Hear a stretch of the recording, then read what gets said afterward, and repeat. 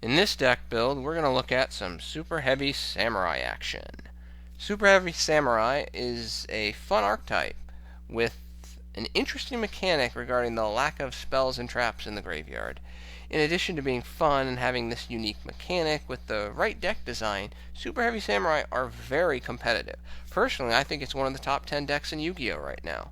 The principal reason Superheavy Samurai are not given the respect and the amount of play that they should be for a top 10 deck is in some of the builds I've seen there are questionable decisions in the way those builds are constructed, with too much focus on Superheavy Samurai monsters. The following deck build has worked very well for me against all manner of decks, be it tier 1 or tier you don't want to know. So let's get started. As with almost all archetype-specific builds, it is first appropriate to look at the cards that directly comprise that archetype. This process is a little tricky with Superheavy Samurai because a number of the cards available in the OCG are not available right now in the TCG. However, I will discuss all the cards regardless of their TCG standing, but only include TCG available cards in the deck build. So with that, here we go. Superheavy Samurai Thief is the first card on the docket, and it's still OCG only. Overall, I'm not a fan of this card because it has too much of a gamble type effect to it. I realize the purpose of the card is to give Superheavy Samurai another means to remove back row obstacles due to a lack of spell and trap based removal options, and I'm sure some people might like it because it provides advantage in taking a resource from your opponent and you getting that same resource for yourself. However, the problem is this advantage is inconsistent, which makes it difficult to like this card. Most of the time, you will be targeting a face-down card that will produce uncertain results. For example, the effect does not have an anti-chain attribute, so your opponent can still get the benefit of the targeted card. It's not quick play, further limiting its usefulness as you have to wait until your turn to deal with the card, and if the card is something like Lose One Turn or Vandy's Emptiness, then this card is worthless as a response mechanism. The Superheavy Samurai only special summon restriction after it's special summoned also eliminates the ability to immediately make any rank 10 XZ plays with this card. This card could have been somewhat salvaged in my eyes if it said something like you could tribute one Superheavy Samurai monster on the field to activate one of its effects instead of itself, so you could combo it with other cards, but that's not the case. Heck, even if this card had more defense points, like 2200, then maybe it could be a side deck option, but no, it has to be weak and pathetic, so when it comes to its statistics. So overall, even if this card were available in the TCG, I wouldn't run it. The next card is a 3-copy staple in all Superheavy Samurai decks, Superheavy Samurai Big Benkei. There really is not much that needs to be said about this guy. His effect makes him a 3500 attacker, and he really is essential to facilitate any real attack potential for any of the other Superheavy Samurai monsters that aren't the Synchros. Also, he will be a common Synchro material in summoning Superheavy Samurai Warlord. Run 3 copies, or just don't run Superheavy Samurai. Another OCG-only card is Superheavy Samurai Courier, which is a tricky card to gauge. The obvious problems are the Superheavy Samurai special summoning restriction limit, the versatility of the card by eliminating rank 5 XZ plays, it being a level 5 with limit Synchro plays to level 1 tuners, of which there are only 1 for Superheavy Samurai, and it's OCG only right now, and its generally mediocre stats. However, the good of this card can be fantastic. The overall usefulness of the draw effect is contingent on what cards are utilized. Right now, there are only 2 prime candidates for use of this effect are Soulpiercer and the OCG-only Drums. Both Drums and Soulpiercer get their effects when sent to the graveyard regardless of where it is on the field, so the best case scenario involves summoning some combination of these 2 monsters to the opponent's field, then destroying them. In the process, the player will receive 2 cards drawn through Courier's effect, as well as 1 search for each Soulpiercer and 1 graveyard special summons of a Superheavy Samurai card via Drums. Drums is typically going to be the better choice in this scenario, because you're usually going to have something good in the graveyard that you want to pull out. Of course, executing this strategy relies on having other monsters in the field, because Courier is going to have to tribute itself, so the deck needs to be designed accordingly. However, when these monsters are not available, especially drums, the draw effect is much less valuable unless you can either summon a Battle Ball for a Synchro play, or are playing like Cyber Phoenix or Card Trooper or something of that effect for more draw power. But, in my opinion, none of those cards are worth running due to the inconsistency, and their effects just aren't good enough for a Super Heavy Samurai deck. There are better options. Overall, when Courier and Drums come out in the TCG, I'll probably run 3 copies of Courier over 3 copies of Blue Brawler that you'll see exist in this deck now, but Drums must also be available, because for me, running Courier is too inconsistent without Drums. Super Heavy Samurai Big, oh goodness, Waraji just comes off as just a far inferior version to Flutist. Again, no real ability to take advantage of possible XZ plays. No real ability to synchro anything, be it level 5. No real ability to kill anything unless Big Benkei is on the field. For my deck design, summoning Big Benkei is not so important or difficult that this card is anywhere needed, and if you're not doing it for that purpose, why are you even running it? Oh, finally, back on the good side of the Super Heavy Samurai monster tree, let's talk about Soulpiercer. Its namesake effect is almost worthless, as it will be used maybe once every 20 duels. However, its search effect makes running this card one of the best Super Heavy Samurai monster choices.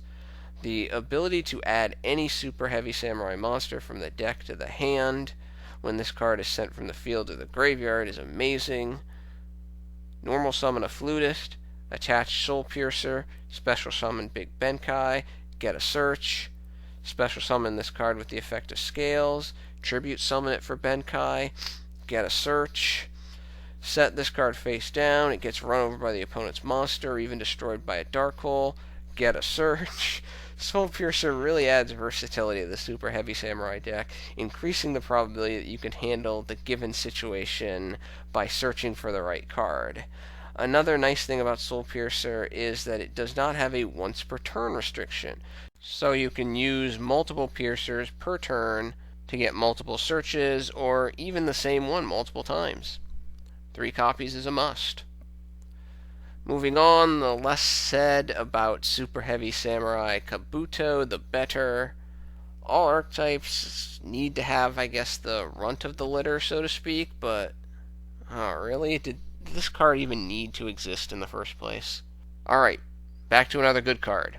Super Heavy Samurai Scales is another super important card in this deck.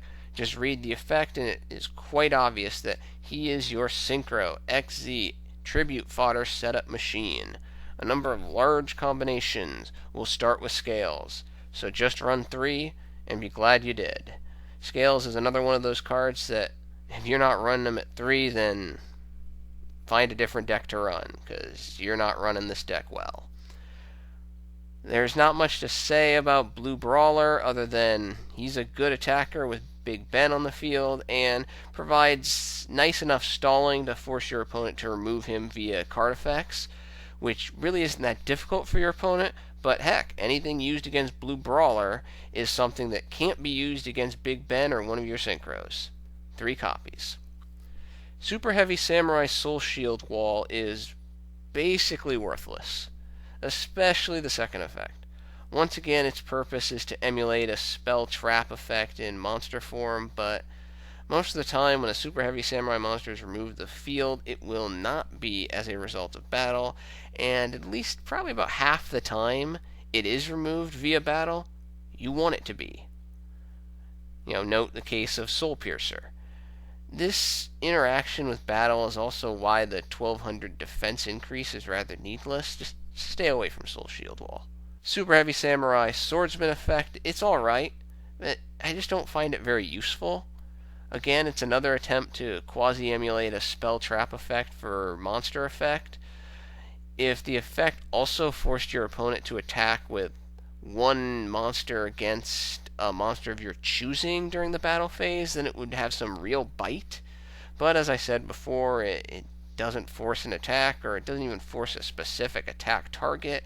Thus, its effect really has limited utility, especially when opponents are going to go after this card first, because it doesn't have any significant more attack or defense than other Super Heavy Samurai monsters.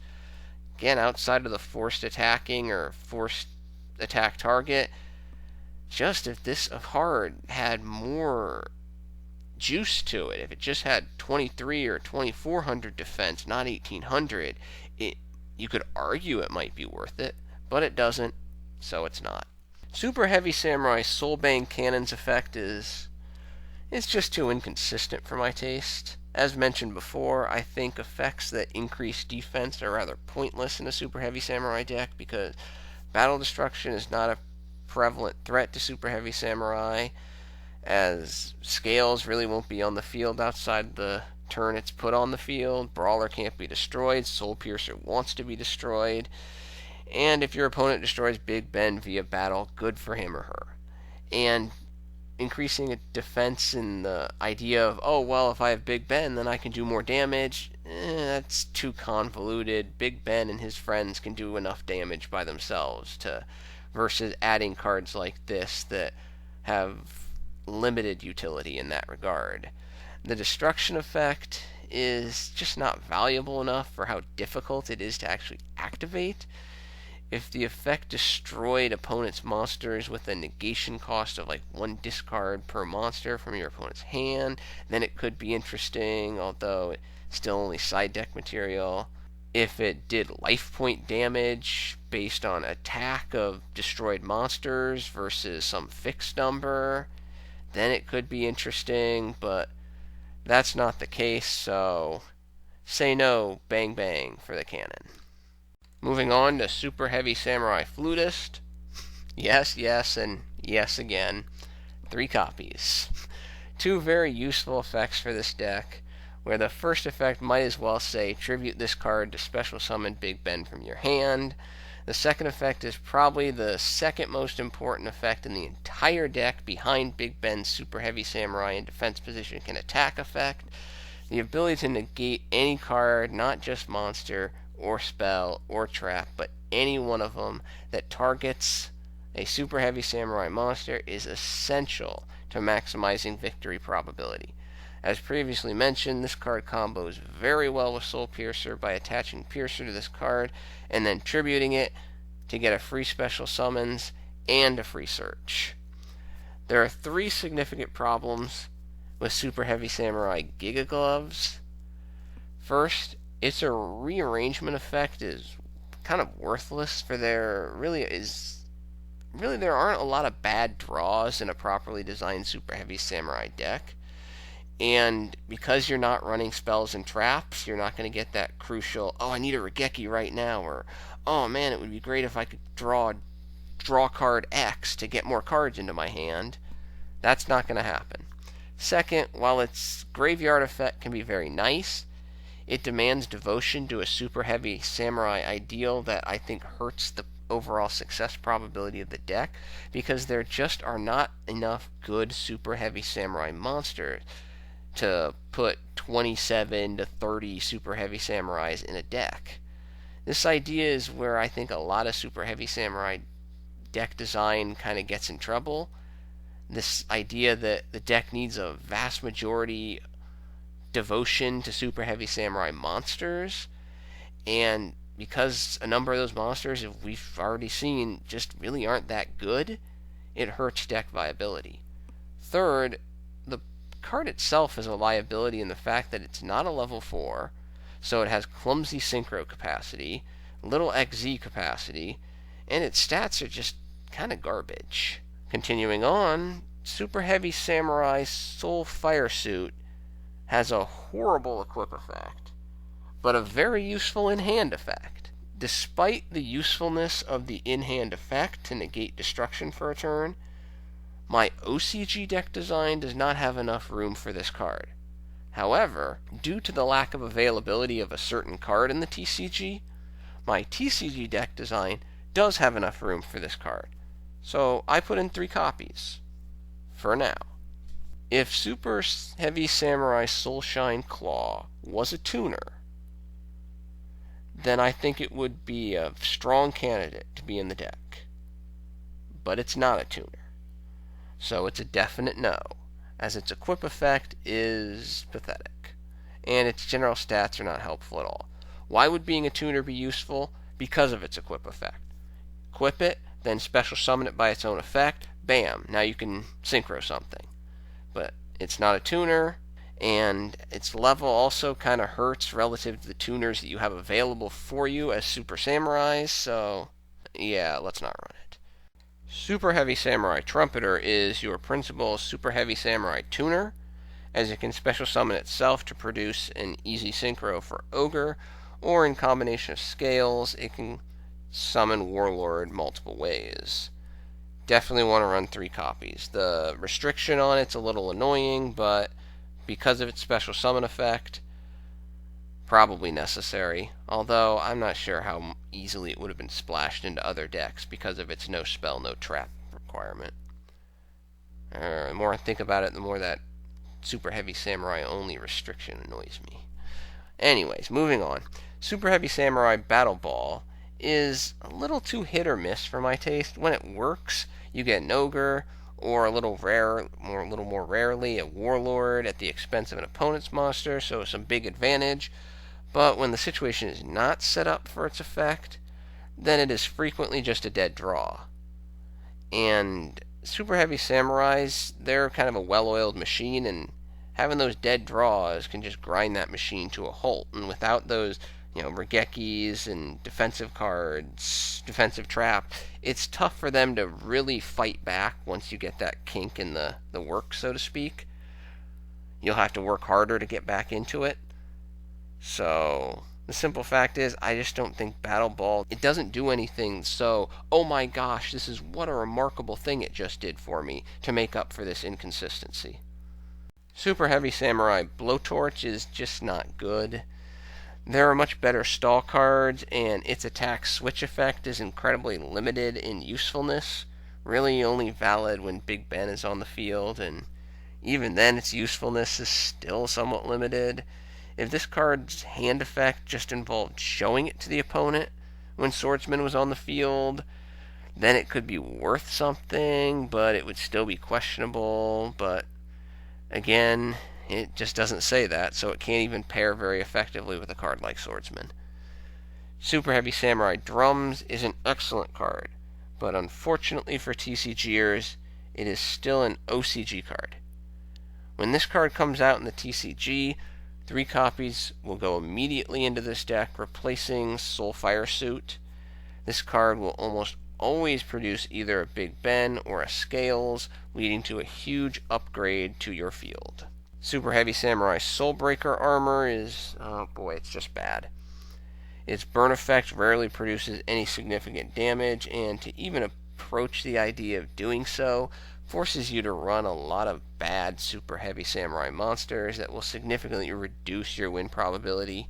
Just stay away from this card. Super Heavy Samurai Soulbuster Gauntlet is one of those, it's kind of one of those sneaky bad cards. I think a number of people look at its effect and then look at Big Ben, then look back to Gauntlet, then look back at Big Ben and think, wow, that's a huge potential amount of damage right there. Well, yes, there is a lot of potential. This card by itself is bad. The combination is inefficient and inconsistent, and overall the idea of producing this extra damage is really just isn't necessary. The deck doesn't need it, especially doesn't need the extra inconsistency. Super Heavy Samurai Soul Double Horn is another card that has a nice effect, but its lack of versatility hurts. Unless this card is equipped to 1 or 2 Synchros or Big Ben, it is rather worthless. Overall, I think Soul Double Horn is a lot better than Soulbuster Gauntlet, but it's just not good enough to run in the deck. Whoa, nothing has been added to the deck for a while. Thank goodness for Super Heavy Samurai Soulbeads. The first effect is why most Superheavy Samurai players remember this card, as it's basically a slightly worse version of Noble Arms of Destiny, providing card destruction protection once per turn. However, the second effect makes this card just plain sneaky good, especially in combination with Soulpiercer. Your opponent runs over a face-down Soulpiercer, which can be very common.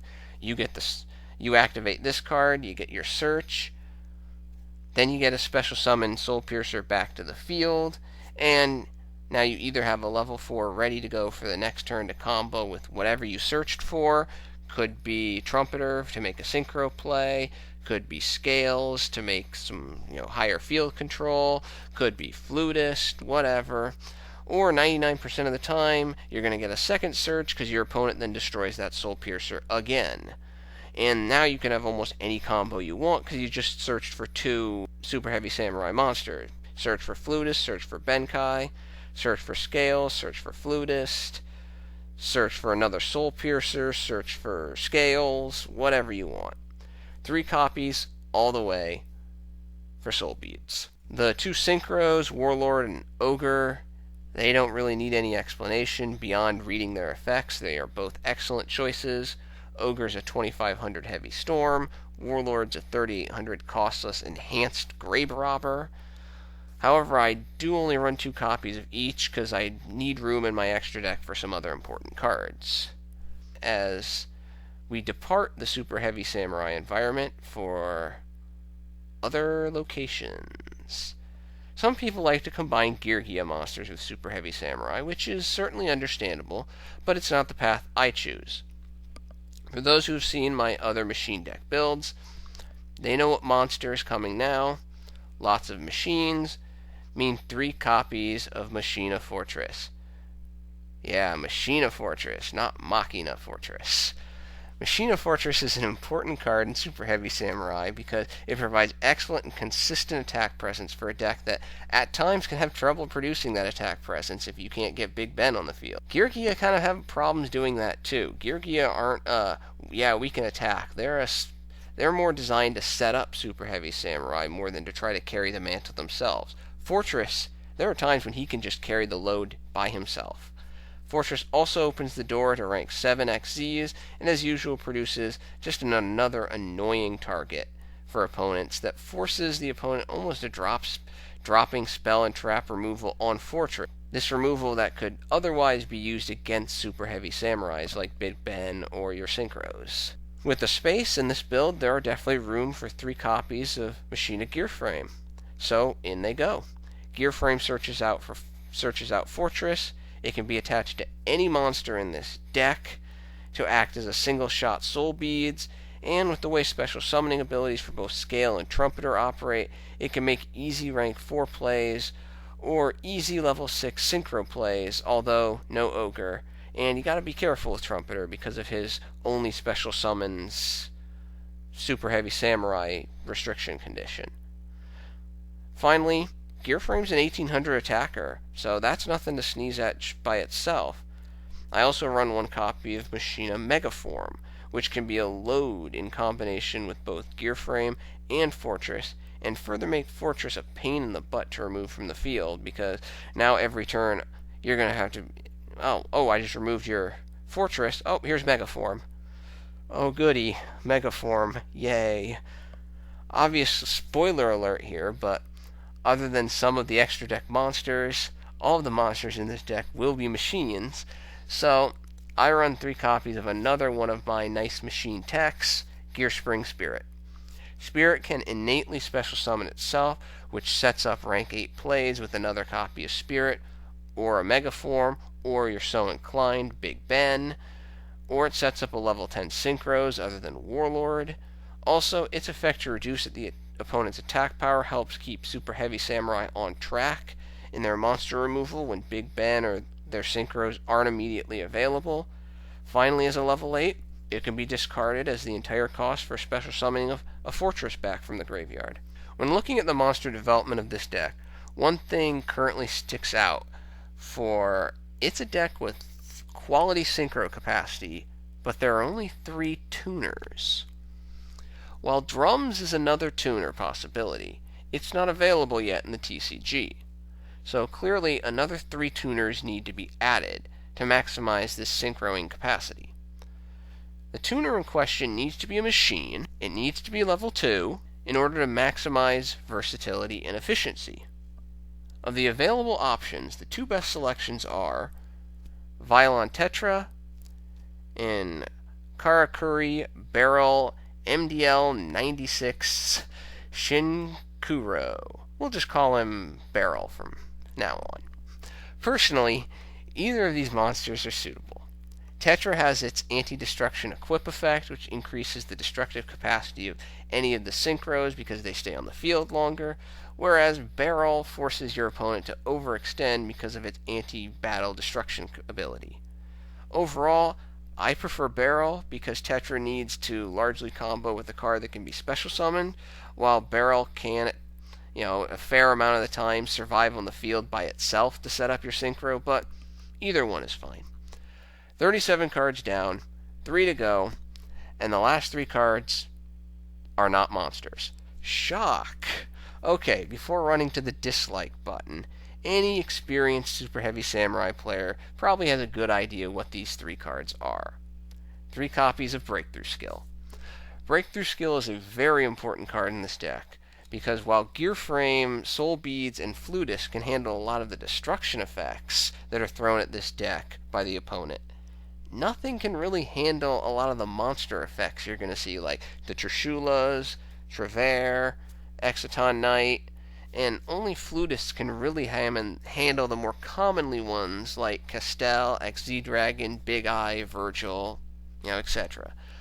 Obviously, Breakthrough Skill poses little meaningful issue with regards to the no spell or trap in the graveyard condition, because you can just remove it from the graveyard out of play at almost any point of your choosing during your turn, as long as an opponent has a monster on the field. Any Superheavy Samurai deck, in my opinion, that doesn't run 3 copies of Breakthrough Skill is really handicapping itself. Moving on to the extra deck, besides the 2 Warlords and the 2 Ogres, I run the following cards. 1 copy of Leo, Keeper of the Sacred Tree. Really easy to make. Really nasty card. Help you out when you can't necessarily get one of those Warlords on the field. I run 2 copies of Goyo Guardian. Note that when Drum comes out in the TCG, I'm going to drop one of these copies of Goyo Guardian for a Naturia Beast, but right now, 2 copies of Guardian. I run 1 copy of Naturia Barkion, negate those traps. 2 copies of Divine Dragon Knight Felgrand. A good, strong representation of level 8 monsters in this deck means you have a decent probability of making those rank 8 XZs. I run 1 Mecha Phantom Beast Dracosac, 1 number 11 Big Eye, and then because of deck space restrictions, we only see 3 of the 4 rank 4 staples. 1 Exciton Knight, 1 number 101, and 1 Castel. Overall, I think one of the big keys to playing Superheavy Samurais efficiently is not overextending. Because when you don't have that conventional back row removal or that back row protection, there's little reason you're going to assume, oh, I can end the duel right now because of 1 big play. That's why the defense increasers and the double attackers and the double defense damage doers are also a little sketchy in this deck, because you can't heavily increase the probability that they will be effective. In my opinion, if you play the above deck smart with patience and control, you'll have a fair chance of beating any deck in the game. Well, that's my Superheavy Samurai deck. Thank you for your attention and your time. I'm out.